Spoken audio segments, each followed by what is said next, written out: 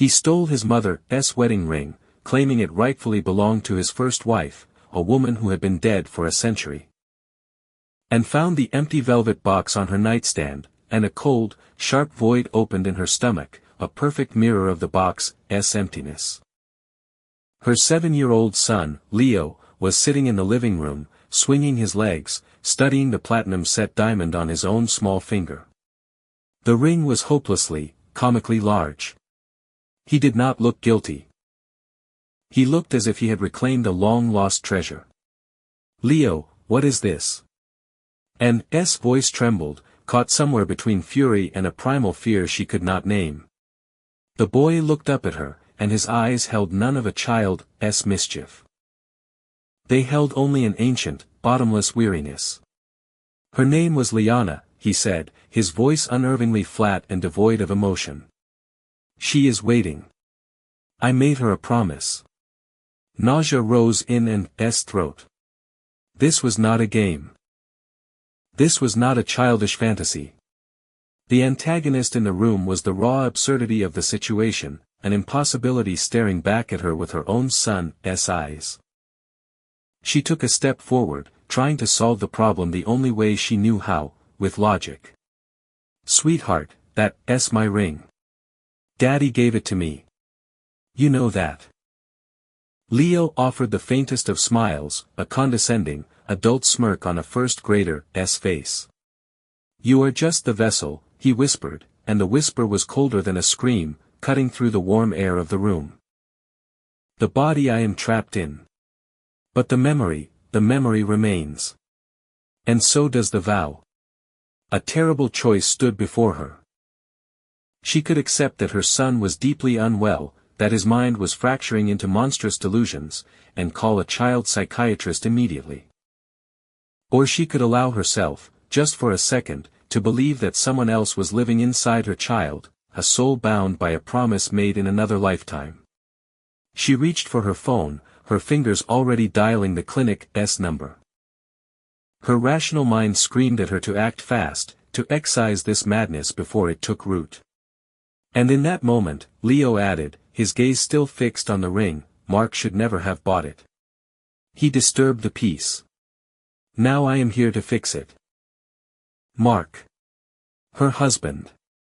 He had bought the ring in a dusty, forgotten antique shop on the other side of town, a secret kept between the two of them.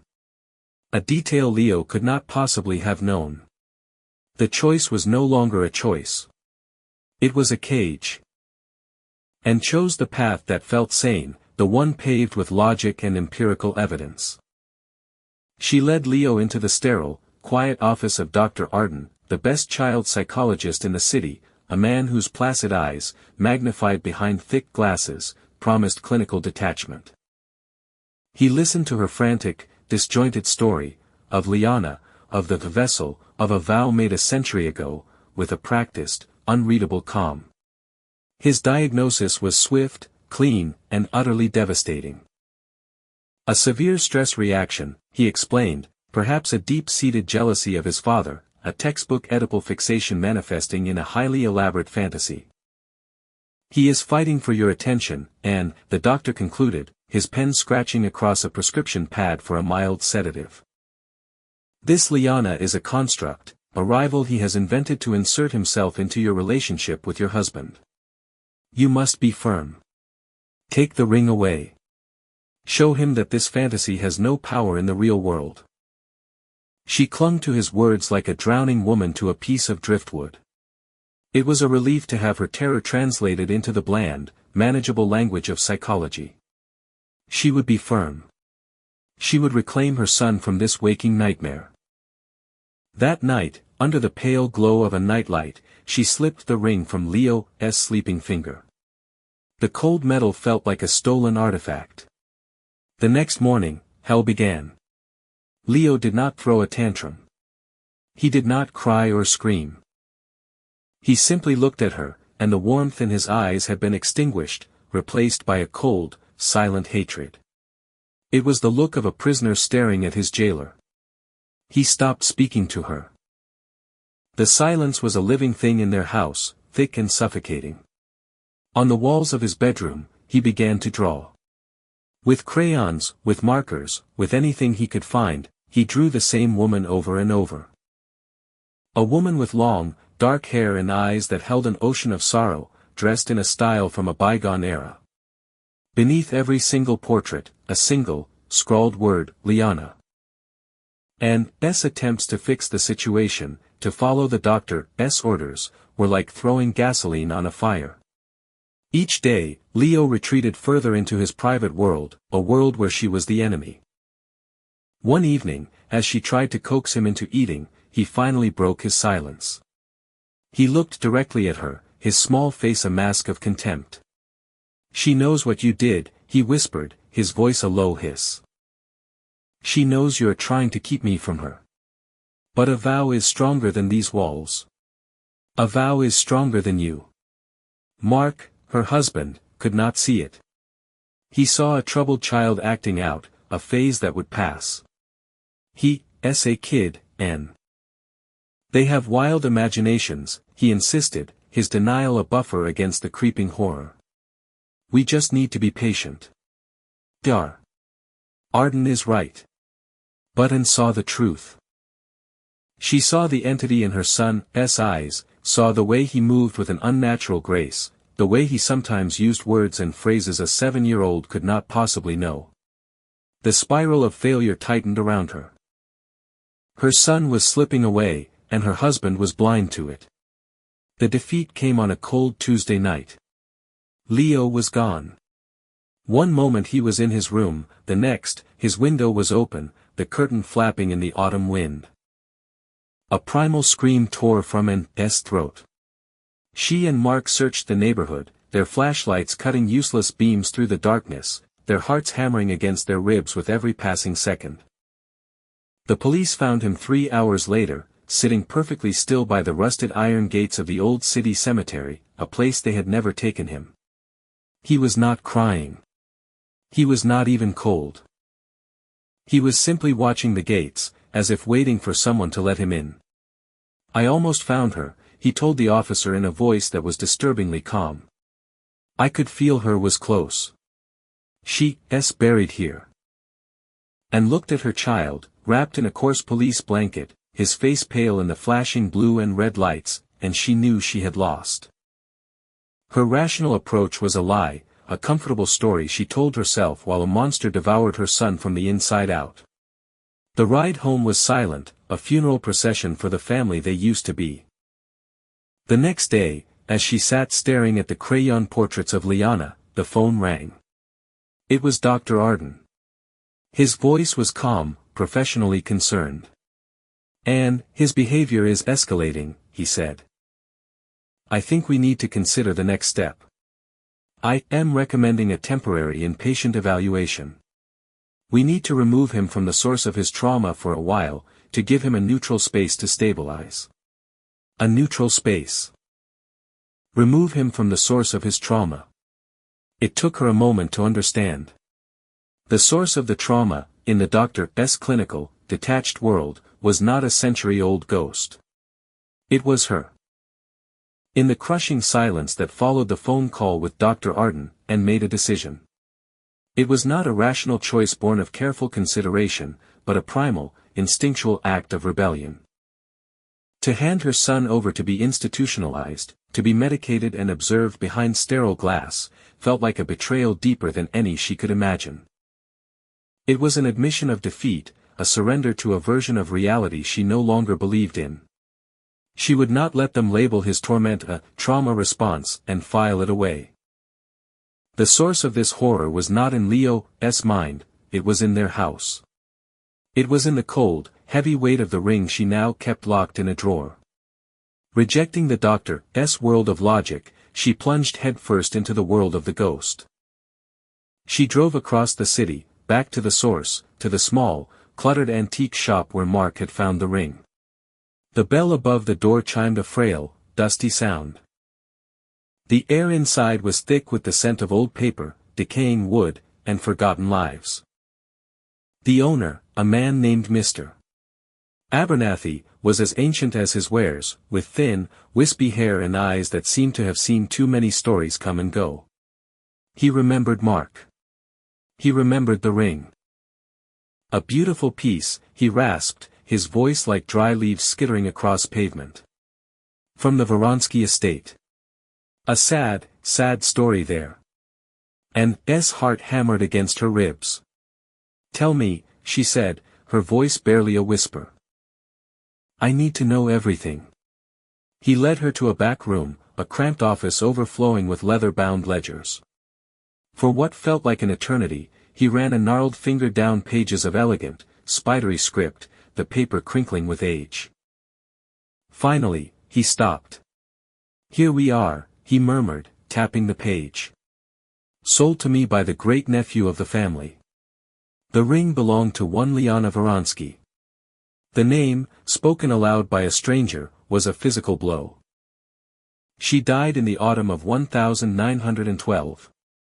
Consumption. A terrible way to go. He adjusted his spectacles and read on. Her husband, Edward, was utterly destroyed by it. A week after her funeral, he took his own life. Left a note. In it, he made one final request, to be buried with her wedding ring on his finger, so that their vow would not be broken by death itself. And felt the blood drain from her face. She felt cold, so cold. But the ring, she started. Mr.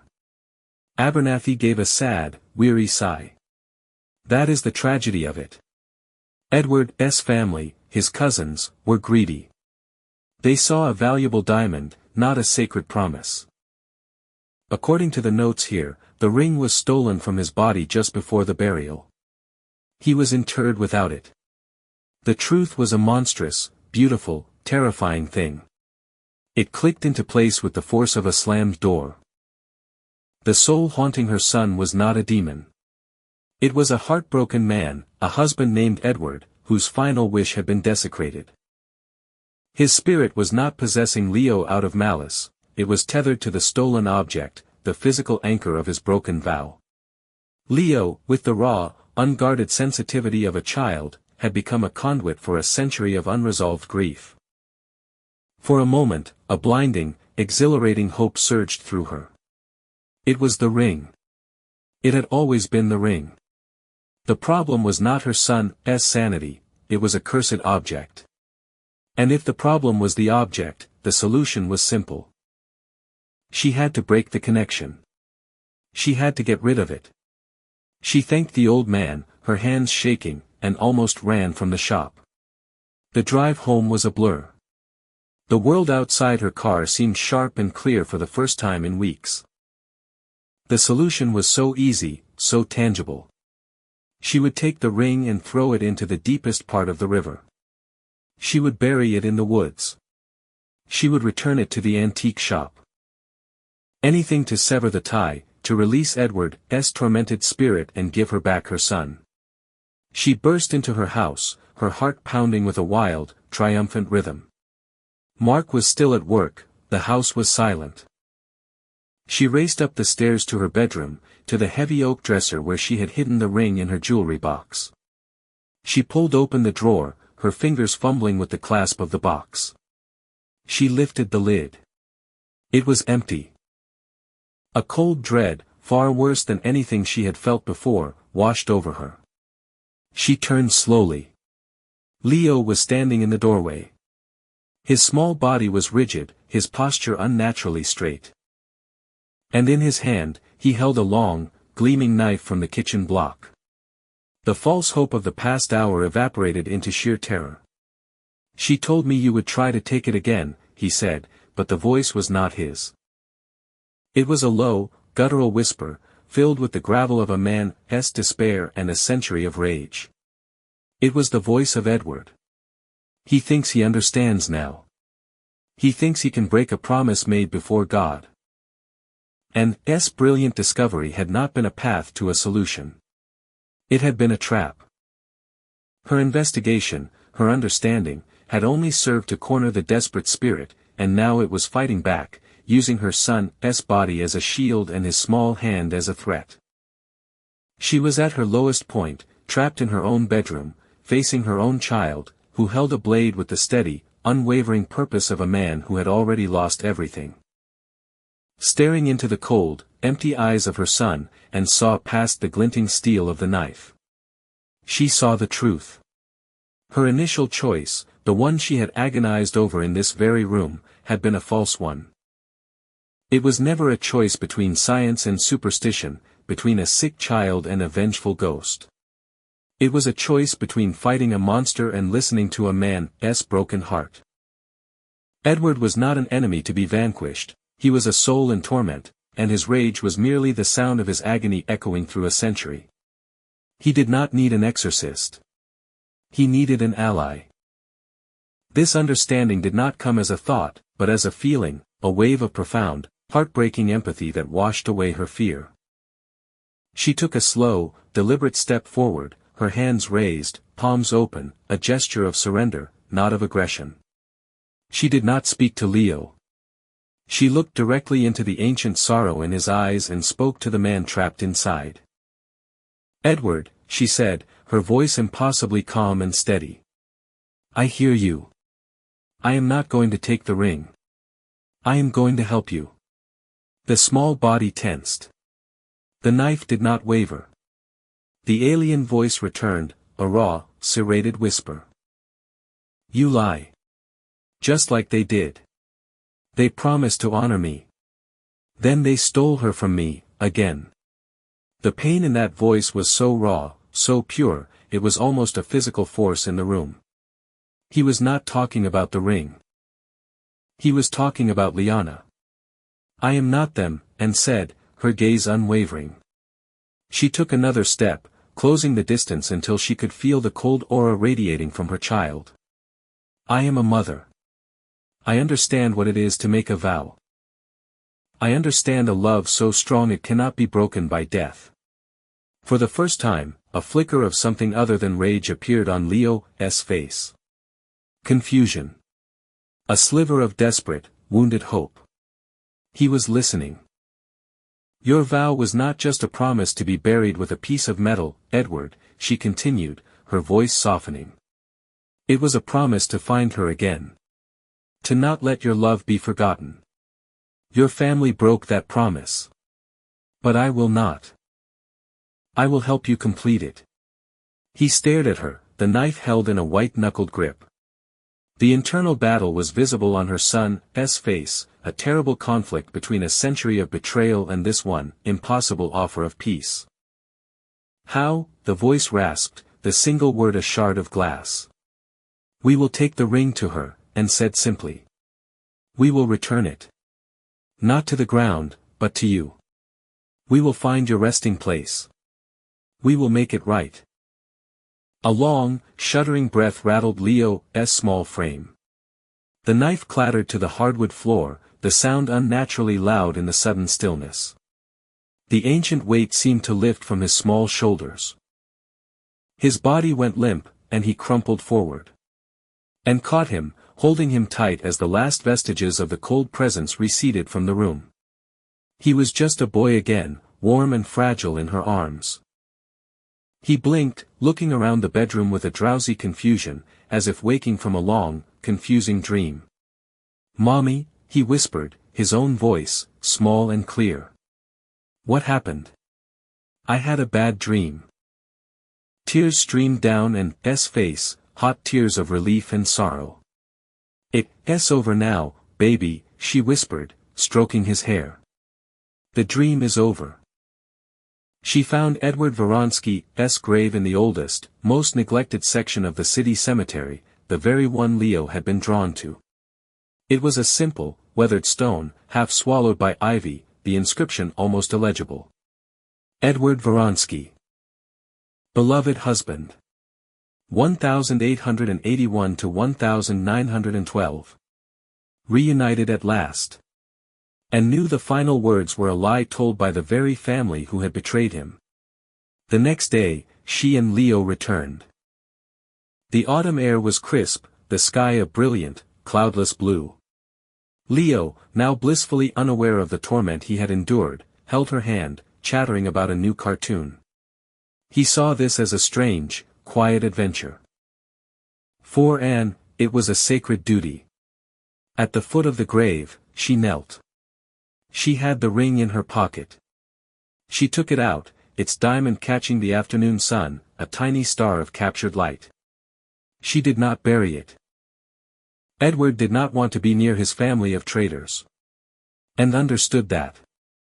Instead, she found a small, loose stone in the base of the headstone. With some effort, she worked it free, revealing a dark, hollow space within the monument itself. It was the perfect place. She looked at Leo. "Can you do something for me, sweetie?" she asked gently. "Can you put this pretty ring inside that little hole?" He nodded, taking the ring with the casual curiosity of a child. He pushed it deep into the darkness of the headstone. And then sealed the opening, pushing the stone back into place. It was done. "Your vow is fulfilled, Edward," she whispered to the wind. "You are with her now. Rest in peace." As they walked back towards the car, a sense of profound peace settled over her, a quiet that felt as real and solid as the ground beneath her feet. Leo tugged on her hand. "Can we get ice cream now, Mom?"